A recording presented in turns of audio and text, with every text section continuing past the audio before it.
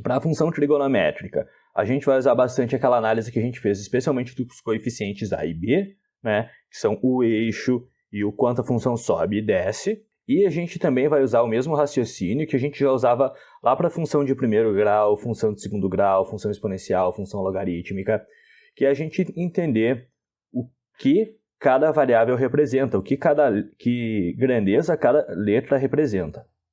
Vamos lá, primeira questão. A pressão arterial é a pressão que o sangue exerce sobre as paredes das artérias. Ela atinge o valor máximo, pressão sistólica, quando os ventrículos se contraem, e o valor mínimo, pressão diastólica, quando estão em repouso. Suponhamos que a variação da pressão arterial de um cidadão porto-alegrense, em função do tempo em segundos, é dada por P de T igual 100 menos 20 cosseno de 8π sobre 3 vezes T. Diante disso, os valores da pressão sistólica e diastólica. O que é isso? Ele está pedindo aqui, ó, lembra, o valor máximo está na sístole e valor mínimo está na diástole, tá? Então, quando a questão pede aqui, ó, a pressão diastólica e a pressão sistólica, ele simplesmente está pedindo o valor máximo e o valor mínimo. Como é que vai ser o gráfico disso daqui? O 100 vai ser o eixo, e a partir disso ele vai subir 20 unidades, chega até o 120, e descer 20 unidades, chega até o 80. Então, o valor mínimo é 80, o valor máximo é 120, gabarito letra C. Questão 2. Enem 2017. Um cientista, em seus estudos, para modelar... Opa, está escrito errado aqui, ó. A pressão arterial de uma pessoa, utiliza uma função do tipo P igual A mais B cosseno KT, em que A e B e K são constantes reais positivas e T representa a variável tempo medida em segundo. Considere que um batimento cardíaco representa um intervalo de tempo entre duas sucessivas pressões máximas. O que a gente tem que pensar aí? Ó? É uma função cosseno, né? Então, a gente sabe que a função cosseno vai ter ali um eixo central, vai ter uma amplitude, e a gente coloca para cá, para cima e para baixo, e a função cosseno ela vai ter aquele comportamento mais ou menos assim, né? Ela desce, sobe, empina e rebola. Bom, e isso sendo uma função trigonométrica, a gente sabe que ela continua assim infinitamente depois, né?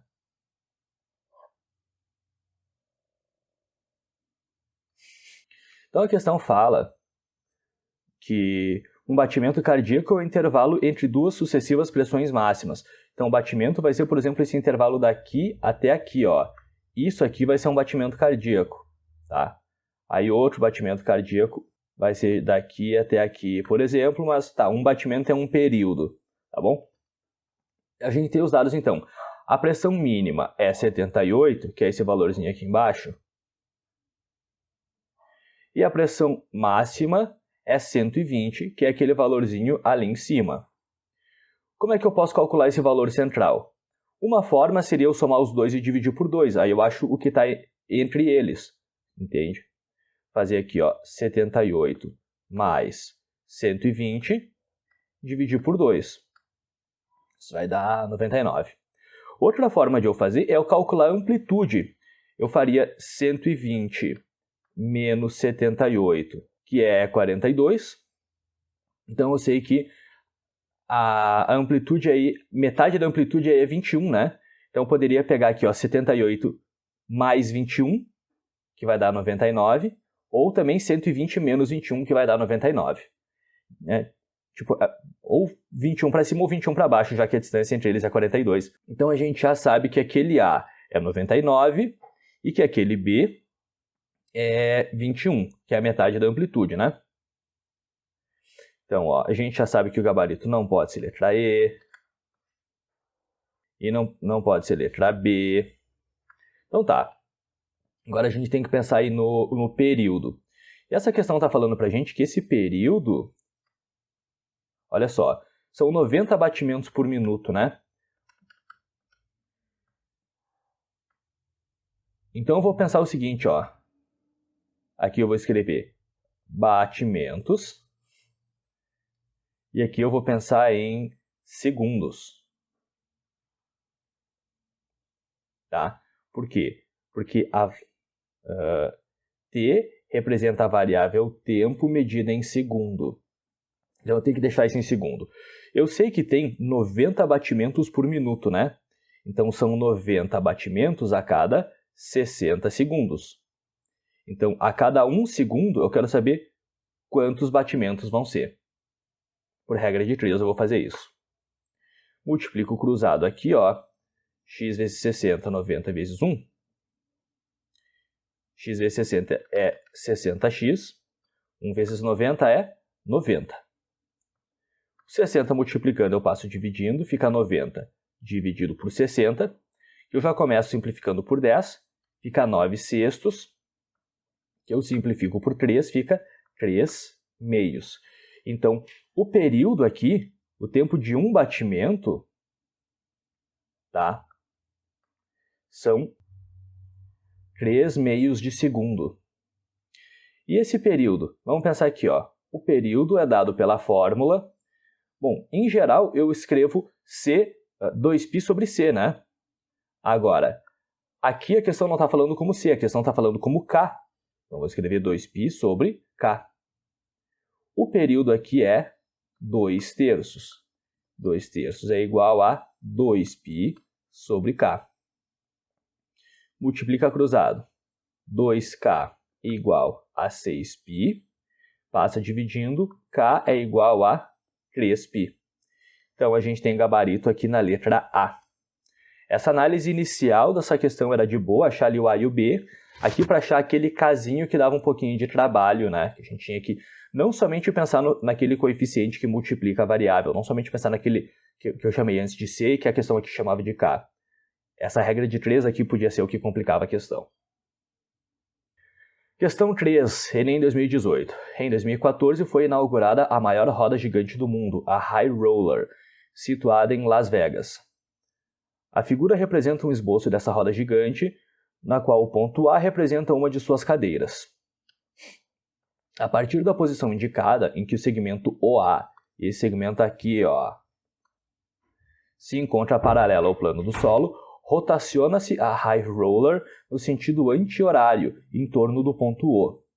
Sejam T o ângulo determinado pelo segmento A em relação à sua posição inicial, e F a função que descreve a altura do ponto A em relação ao solo, em função de T. Após 2 voltas completas, F tem o gráfico e a gente... Bom, esse gráfico aí, então. Isso tem que fazer sentido. Aqui está numa determinada altura em relação ao solo, né? A altura inicial aí é essa, né? Aí vai rotacionando, vai girando um pouco, até que chega nesse ponto que tem a altura máxima. Depois ele volta à altura inicial, e aí chega nesse ponto aqui que tem a altura mínima, que, claro, não chega a ser 0, né? Lógico. Então, esse aqui é o gráfico, ó, a partir dessa altura de 88, que é a altura ali no ponto A. Vai chegar aqui no momento onde a altura é máxima, volta àquela altura do ponto A, chega um momento que a altura é mínima, e depois volta, né? A expressão da função da altura é dada por... Então tá. Tranquilo, né? Em primeiro lugar, ela parte do eixo, ela sobe, ela desce e sobe de novo. Isso aqui é a função seno ou uma função cosseno? Isso é uma função seno. Então, já vou eliminar o que tem de cosseno aí. Não é isso, não é isso. Seno mais cosseno, que doideira é essa? Opa! Espera aí, já matamos a questão aí, que é isso? Já temos gabarito letra A, né? Agora, além disso, vamos pensar. O eixo em torno do qual a gente desenvolve a função é 88, né? Então tem que ser 88 mais alguma coisa. Aí a gente vai poder eliminar isso daqui, por exemplo. E a partir do 88, olha só, ela sobe 80 unidades para dar aquele 168, né? E aqui, então, naturalmente, ela vai ter que descer 80 unidades. Eu já sei que esse valor mínimo da altura aqui é 8, tá? Mas, enfim, de uma forma ou de outra, essa questão era fácil de matar. Questão 4. Um técnico precisa consertar o termostato do aparelho de ar-condicionado de um escritório que está desregulado. A temperatura T em graus Celsius no escritório varia de acordo com a função. T em função de H igual a mais B seno blá blá blá, sendo H o tempo medido em horas, a partir da meia-noite. Isso vai dar uma vantagem porque aí o H igual a 7 vai ser 7 da manhã, H igual a 9 vai ser 9 da manhã. Por exemplo, né? H igual a 14 vai ser 2 da tarde. E A e B, os parâmetros que o técnico precisa regular. Os funcionários do escritório pediram que a temperatura máxima fosse 26 graus, a mínima 18 graus, e que durante a tarde a temperatura fosse menor do que durante a manhã.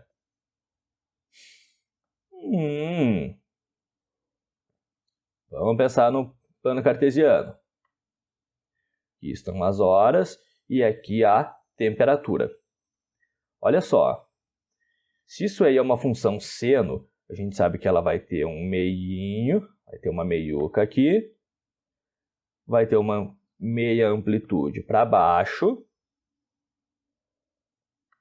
e uma meia amplitude para cima.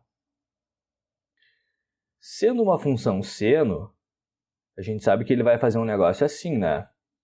Sobe, desce, desce, sobe. É mais ou menos esse aqui o comportamento da nossa função seno, certo? O que a questão falou aí? A questão nos deu aqui, ó. O valor máximo é 26 graus, então aqui é 26. O valor mínimo é 18 graus.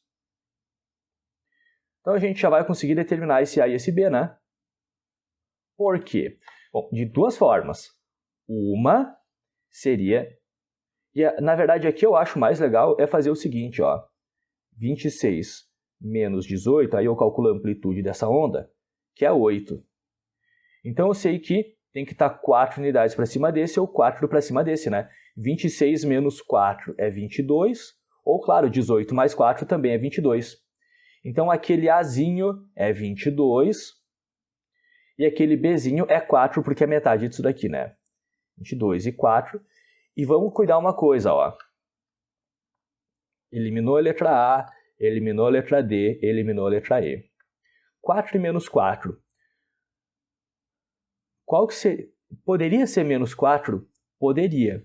Se fosse o quê? Se em vez disso aqui, eu vou fazer um outro gráfico aqui embaixo, ó. Então, esse gráfico aqui de cima eu fiz considerando o A igual... A gente considera o A igual a 22 e o B igual a 4. Se eu pegar o A igual a 22 e o B igual a menos 4, a gente tem que estar atento. Vai ter o mesmo eixo central aqui e os mesmos valores máximo e mínimo, 26 e 18.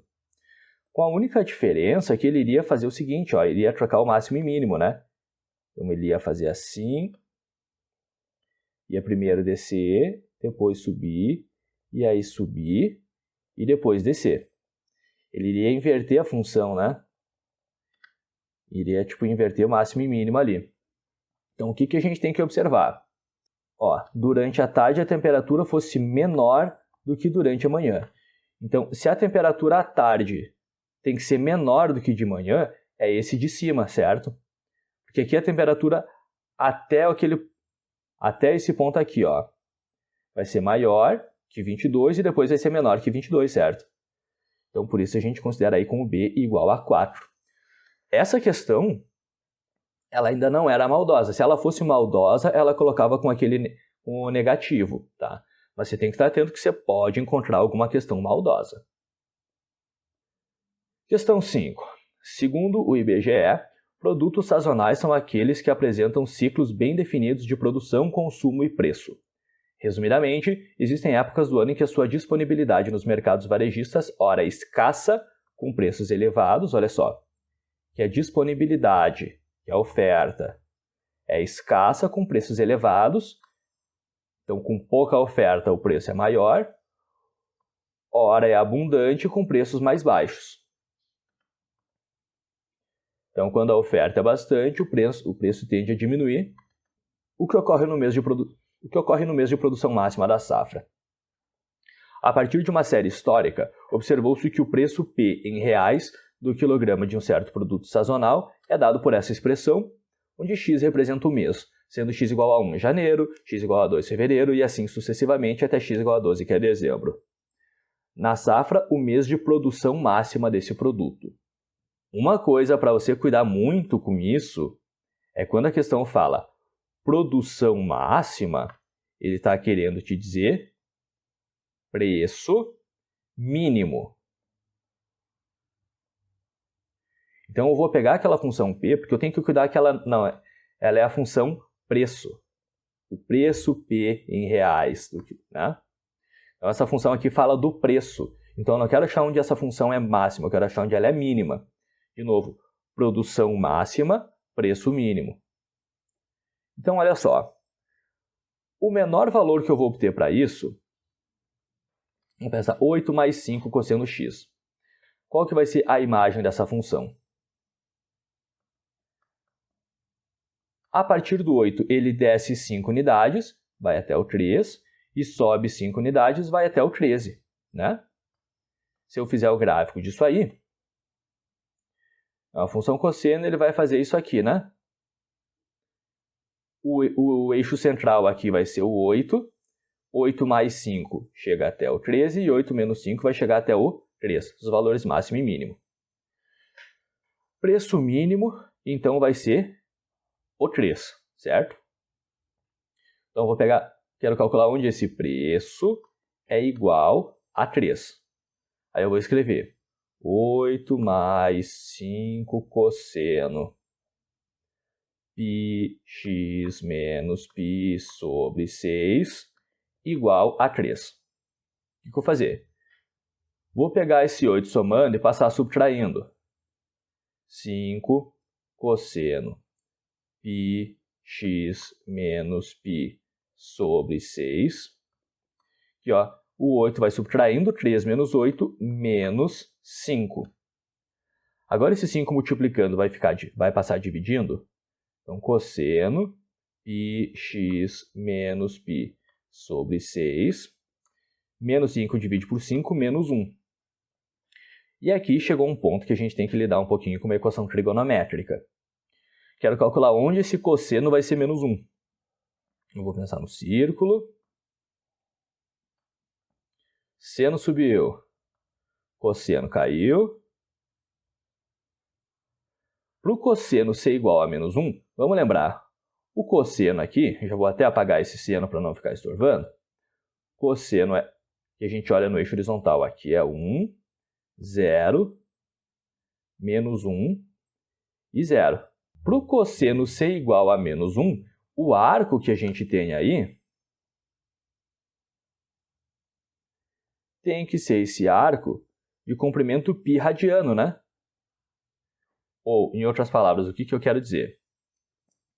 Como a gente sabe que o cosseno de π radiano vai ser igual a menos 1, para que isso tudo seja menos 1, eu preciso que πx menos π sobre 6 seja igual a π. A partir do momento que isso que está aqui dentro, ó, isso tudo for igual a π, eu vou ter cosseno igual a menos 1. Tá? É um princípio lá das equações trigonométricas, que a gente viu lá em trigonometria. A partir daqui, nene, 6 dividindo passa multiplicando, πx menos π igual a 6π. Π subtraindo passa somando, πx igual a 7π. E aí, claro, esse π multiplicando a gente passa dividindo, vai simplificar com aquilo, x igual a 7.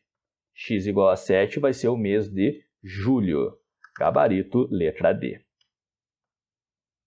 E agora a última. Aquela, né? Essa aqui é a mais difícil da lista. Um grupo de engenheiros está projetando um motor cujo esquema de deslocamento vertical do pistão dentro da câmara de combustão está representado na figura. Você tem a figura ali, vamos ver o resto enunciado. A função h, 4 mais 4 seno beta t sobre 2 menos π sobre 2, definida para t maior que 0, descreve como varia a altura h, medida em centímetro, da parte superior do pistão dentro da câmara de combustão em função do tempo t, medido em segundos. Na figura estão indicadas as alturas do pistão em dois instantes distintos. Então, essa função vai determinar a altura do pistão aqui. Conforme isso daqui vai girando, ele vai deslocar o pistão para cima, né, e para baixo e tal. O valor do parâmetro beta, que é dado por um número inteiro positivo, já vão achar aqui, ó, o nosso beta vai ter que ser um número inteiro positivo. Está relacionado com a velocidade do deslocamento do pistão. Claro, a gente viu que aquele beta ali, ele aumenta a frequência da nossa curva, né? Para que o motor tenha uma boa potência, é necessário o suficiente que, em menos de 4 segundos após o início do funcionamento, tá? A altura do pistão alcance por 3 vezes o valor de 6 centímetros. Para os cálculos, utilize 3 como aproximação para π. O menor valor inteiro a ser atribuído ao parâmetro beta. Menor valor inteiro a ser atribuído ao parâmetro beta, de forma que o motor a ser construído tenha uma boa potência. Essa é xarope mesmo. E eu fiz um esqueminha aqui no GeoGebra para tentar ilustrar essa situação. Esse meu esquema aqui está um pouco diferente, porque esse ângulo aqui, porque isso aqui está variando não pelo tempo, mas pelo ângulo formado aqui entre esses negócios, tá? Mas é só para a gente entender só para a gente entender o esquema. Ó, conforme a gente faz variar a posição desse ponto, a gente faz o pistão subir ou descer. Vamos voltar lá para a questão um pouquinho. Ele tem que chegar 3 vezes na altura, a altura tem que chegar 3 vezes em 6 centímetros, né? A altura é dada por essa expressão aqui. Eu vou fazer o seguinte, gente. Para facilitar a nossa vida, eu vou pegar tudo isso daqui aqui dentro e vou chamar de alfa, tá? Então, eu vou pegar, ó, esse beta t sobre 2 menos π sobre 2 e chamar tudo isso daqui de alfa, para não ter que estar escrevendo sempre toda essa ladainha. Então, a nossa função h, eu estou escrevendo ela como 4 mais 4 seno alfa. Bem mais legal, né? Ele tem que chegar na altura h igual a 6. Então, olha só. Altura igual a 6. Isso aqui é aquela análise que a gente já fazia para todo tipo de função. Identificar a variável que a questão está falando, né? E substituir. Altura igual a 6, então a gente vai ter h igual a 6. A função h é 4 mais 4 seno alfa igual a 6. Esse 4 somando eu vou passar subtraindo. Então a gente vai ter 4 seno alfa. 6 menos 4 é 2. Esse 4 multiplicando eu vou passar dividindo. Então a gente vai ter seno alfa igual a 2 dividido por 4, que eu simplifico para 1/2. Então, eu já tenho aí uma pequena conclusão. Seno alfa igual a 1/2, eu vou ter que pensar aqui em que ângulos que vão ter seno igual a 1/2. O primeiro deles é o 30 graus. Tá? Então, a gente teria esse alfa igual a 30 graus, que a gente busca lá na tabela. Lembra? Marcando aqui com um ângulo de 30 graus,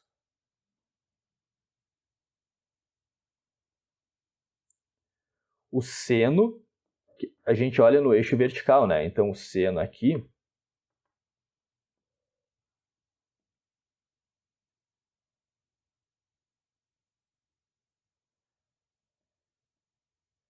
vai dar exatamente no 1/2.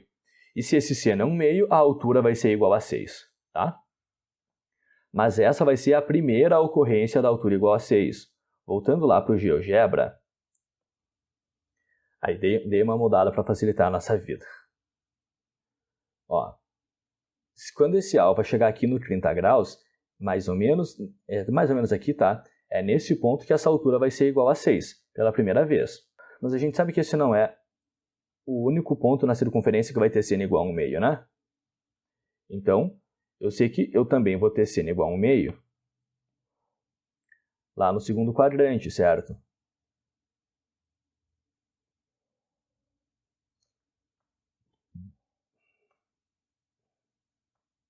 Seno subiu, cosseno caiu. Eu sei que lá no segundo quadrante, precisamente aqui, ó, com aquele ângulo aqui de 150 graus, eu também vou ter seno igual a 1/2. Porque projetando isso daqui lá no eixo, ó,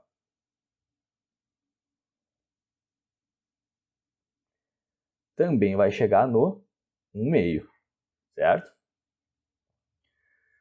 Só que, bom, no 30 graus é a primeira vez que atinge o seno 1/2, logo a altura igual a 6. No 150 graus é a segunda vez que atinge o seno igual a 1/2, logo aquela altura igual a 6. O enunciado falava que tinha que chegar três vezes nesse valor, certo? Então, eu vou pensar aqui de novo no nosso círculo trigonométrico, onde que a gente vai achar pela terceira vez essa altura igual a 1/2, esse seno igual a 1/2. Nesse mesmo ponto de novo, né? Porque eu sei que se eu der uma volta completa mais 30 graus, né? Ou seja, se eu fizer uma volta completa mais 30 graus, eu sei que eu vou chegar num ponto aqui que também vai ter seno igual a 1/2.